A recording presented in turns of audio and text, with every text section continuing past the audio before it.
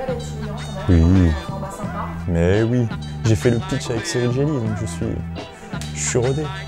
C'est pas vrai du tout. Bonjour Olivier, Bonjour Romain. bienvenue dans ce nouveau format, la librairie de nos experts. D'accord. J'en profite pour préciser que tu es un nouvel expert du réseau et j'invite nos adhérents à cliquer sur le lien de sa capsule qui sera disponible en description. Petite parenthèse fermée. Nous sommes ici aujourd'hui pour présenter tes différents ouvrages que tu as écrits sur la bienveillance. Tout à fait. Je te laisse nous présenter.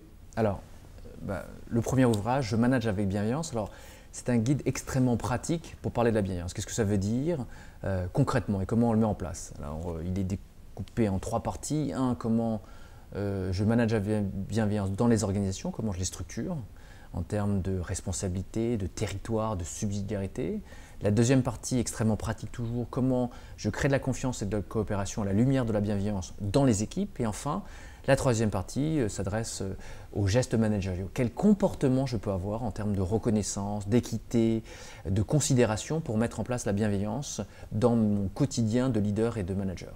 Et puis, ça c'est un ouvrage extrêmement pratique. Et puis on a fait un premier ouvrage qui s'appelle La bienveillance en entreprise de l'utopie à la réalité. Et là, on brosse le panorama de portraits de managers, comment ils opèrent dans les entreprises pour diffuser la bienveillance, diffuser les bonnes pratiques. Et il y a un certain nombre également d'éclairages d'amis chercheurs qui ont fait le panorama de ce qui se passe autour du monde sur ce type de thématique. Voilà, donc un ouvrage très opérationnel, très pratique, et puis un ouvrage où on a le témoignage et l'éclairage de personnes dans leur pratique quotidienne. Merci pour cette présentation très efficace. Du coup, ce qui nous intéresse, le but de ce format, c'est également de comprendre pourquoi tu as écrit sur la bienveillance, pourquoi tu as décidé de publier. Explique-nous un petit peu ta réflexion sur le sujet, pourquoi tu as décidé de marquer ça dans le marbre avec ces ouvrages, et fais-nous découvrir ton rapport à la bienveillance. Alors, en fait, ça a commencé il y a 3 ans avec mon co-auteur. On a commencé cette discussion. Il m'a posé la question suivante. Olivier, à ton avis, comment on fait pour rendre le monde plus humain? J'ai dit, oh là là, Paul-Marie, c'est une question assez ambitieuse. Peut-être qu'on pourrait commencer par essayer de rendre les organisations plus humaines. Et on s'est dit, en cheminant, il faut que les gens trouvent de la reconnaissance. Il faut que les gens trouvent de la considération. Il faut que les gens puissent avoir le sentiment d'être utiles. Il faut que les gens aient du sens dans leur travail. Il faut que les gens puissent exercer leur faculté de jugement. Ça va leur permettre d'être encore plus dignes dans leur travail. Qu'ils puissent avoir du plaisir et créer des liens. Et on s'est dit, mais quel est le terme où on va pouvoir englober tout ce rapport au monde du travail, toute cette philosophie d'action? Et le terme qui nous est venu, c'est bienveillance, parce que quelque part, c'est vouloir du bien à l'autre. Alors souvent, j'entends, mais est-ce que tu n'as pas peur que le terme soit un peu galvaudé, que ce soit un peu fourre-tout, et que finalement, la bienveillance est une forme de gentillesse molle? Et pas du tout.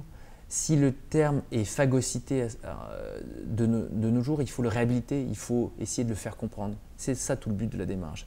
C'est à travers « je te veux du bien », j'essaye que finalement ça se passe bien pour toi au travail. C'est ça la philosophie. Comment créer une qualité de vie de façon à ce que les gens donnent le meilleur d'eux-mêmes quand ils sont au travail.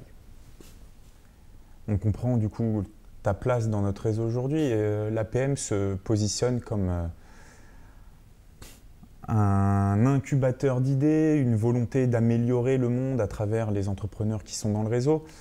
Donc cet ouvrage s'adresse aux entrepreneurs pour qu'ils diffusent cette bienveillance sur leurs collaborateurs. Alors l'idée, oui, c'est que cette philosophie d'action est à destination des dirigeants, des managers, ceux qui opèrent au quotidien dans leurs gestes une façon d'entreprendre.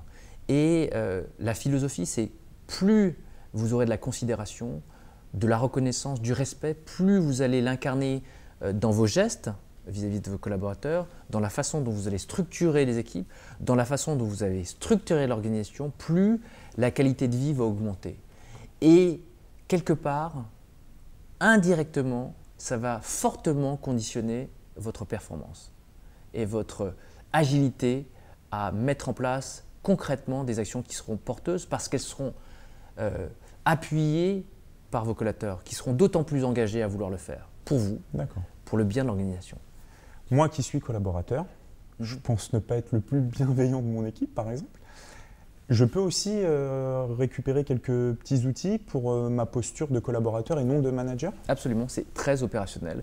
On est tous managers de soi, Ouais. on est tous managers de sa relation aux autres. D'accord. Et quand tu me dis je ne suis pas le plus bienveillant, et là, dans toutes ces interventions APM, j'essaie de voir qu'est-ce qu'on entend par bienveillance. Bienveillant ne trouve son existence que dans sa polarité qui est l'exigence. S'il n'y a pas d'exigence, il n'y a pas de bienveillance. Et donc, être juste complaisant, être juste sympa, je fais toujours suffisant. attention. Et c'est Ouais. toujours, il faut toujours faire attention. Donc c'est cette exigence envers Soi et envers les autres. Mhm. C'est-à-dire quelqu'un qui est juste sympa et complaisant, je ne suis pas sûr que ce soit forcément quelque chose de bien. Ouais. Quelqu'un qui est exigeant, qui fait attention à l'autre, qui lui demande de se dépasser, quelque part, ça marche s'il y a de la bienveillance en parallèle. Donc ce que j'entends, tu me confirmeras ça, ou peut-être tu t'opposeras à ce que je dis, c'est l'objectif de se dire il faut être exigeant envers soi, envers les autres, pour avancer, être efficient professionnellement parlant, mais également personnellement. L'un ne va pas sans l'autre, si j'entends ce que tu dis. Exactement, exactement. C'est-à-dire que on ne peut plus faire l'économie de l'attention à l'autre dans ce monde si on attend d'eux que les gens donnent le meilleur d'eux-mêmes. On ne peut plus ne pas les reconnaître pour leur spécificité, pour leur singularité et ce qu'ils apportent individuellement à l'entreprise si on veut vraiment qu'ils adhèrent au projet. Et donc, mécaniquement, la bienveillance conduit à de la qualité d'implication et d'engagement de chacun d'entre nous. Je suis content de te recevoir aujourd'hui parce qu'effectivement, pour moi, le mot bienveillance est assez galvaudé depuis quelques temps. Et je vais prendre l'exemple de ton entrée dans le réseau où pour moi, je me suis dit, bon, la bienveillance, on l'entend partout, tout le monde peut avoir l'opportunité de se réajuster par rapport à ça. Ce qui me plaît dans ta démarche, c'est ce côté, on fait avancer les choses en fait, mine de rien. C'est pas qu'une question de dynamique du moment où aujourd'hui, vu le contexte actuel, il faut de la bienveillance entre les gens pour que la société s'améliore, que les gens soient plus efficaces, plus heureux. C'est un petit peu plus profond que ça. Et j'espère que les adhérents l'ont senti à travers ton discours. En tout cas, moi, je l'ai senti. Et ça me conforte en fait dans l'idée de mettre un accent sur cette bienveillance aujourd'hui, qui est un des leviers de la performance personnelle avant tout. Ça me semble être important. Il faut être exigeant envers soi, effectivement, mais être aussi bienveillant envers soi. Et je suis content qu'on puisse donner cette petite fenêtre aux adhérents et d'avoir des supports de lecture sur le sujet, au-delà des expertises que tu apporteras dans le réseau. Donc merci pour cette présentation. Maintenant, j'ai une question un petit peu plus axée dirigeant, téléspectateurs.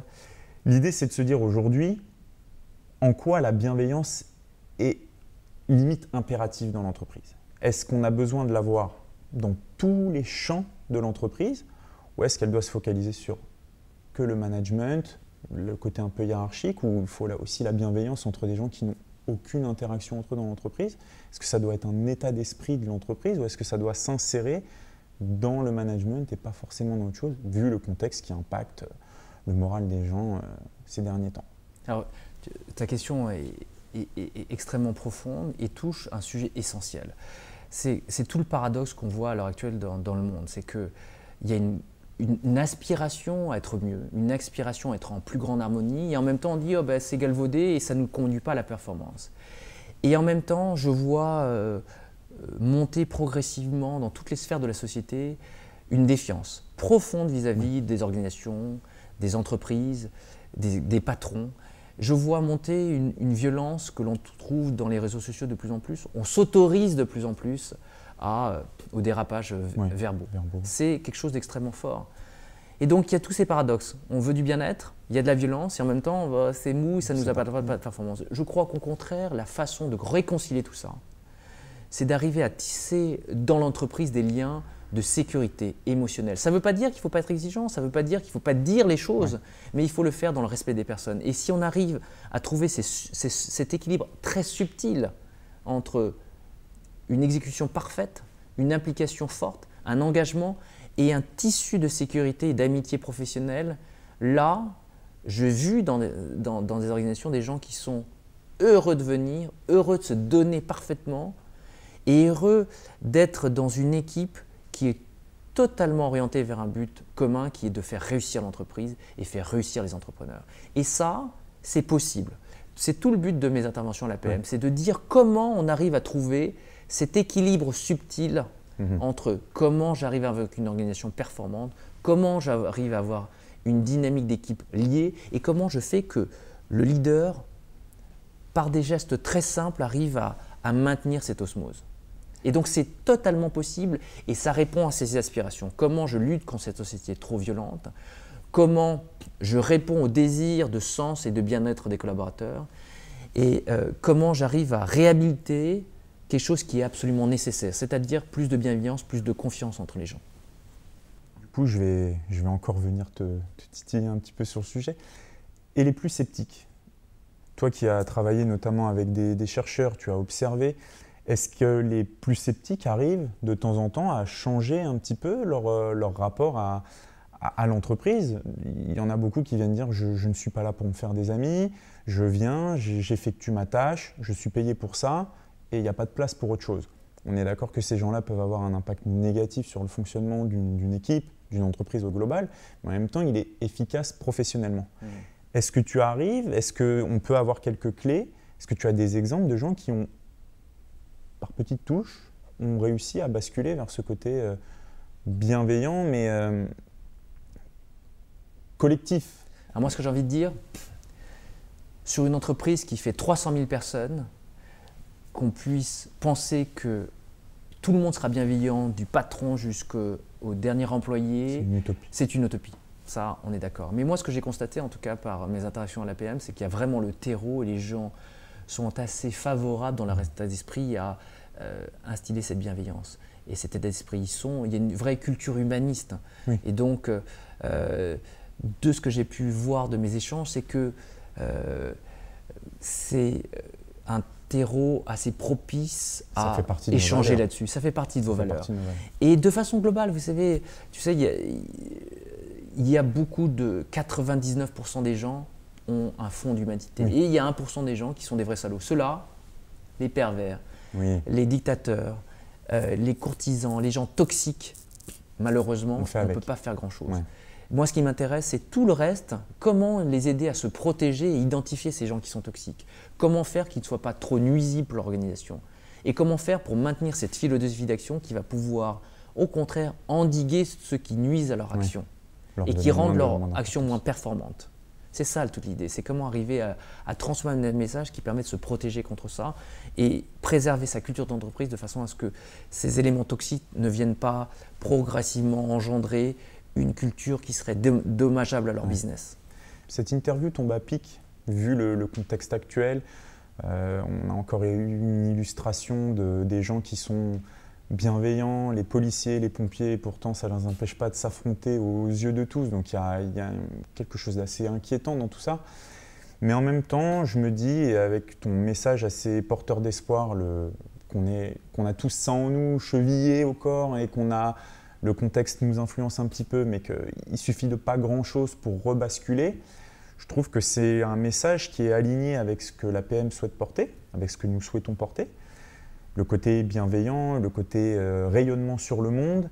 Et il n'y a pas qu'une question économique, il n'y a pas qu'une question de profil, il y a aussi une question d'état d'esprit. Et si effectivement les adhérents qui ont ces valeurs bien en tête en intégrant le réseau puissent contribuer à ça, je crois qu'une bonne partie de notre mission, de leur mission, de ta mission, sera réussie.